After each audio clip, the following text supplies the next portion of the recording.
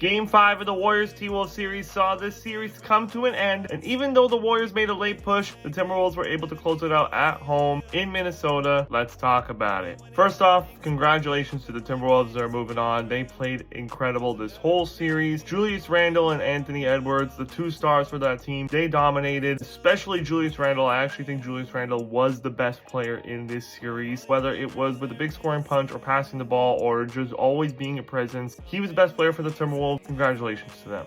On to the Warriors. Up until that fourth quarter, it looked like there wasn't much pushback from the Warriors. It seemed like players were scared to shoot the ball. It seemed like there was no aggressiveness to shoot the ball. Lazy turnovers, trying to push the ball on offense, but it didn't really work. Up until that fourth quarter, it seems like the Warriors just threw in the towel. But in the fourth quarter, that's when Brandon Podziemski, Moses Moody, and Jonathan Kuminga really started to piece things together. And Brandon Podziemski, a little bit late, but he finally had a good game in this series with 28 points, and he was doing everything that he possibly could to keep the Warriors in it. Same with Jonathan Kuminga, he had 26 points, and the Warriors were able to cut it down to 9 points after being down by as much as 25 points. But Anthony Edwards hit a big time three when the lead was cut down to 9, and after that, the Warriors just kind of faltered, as that three kind of took the energy and the push that the Warriors were making right out of them. Jimmy Butler only had 17 points, and he did not look aggressive at all in this game, not really looking to shoot the ball, which leads me to believe that his back injury that he got in the first round was actually bothering him a lot more than we maybe knew about. In game 3, he was just so aggressive, and I think that aggressiveness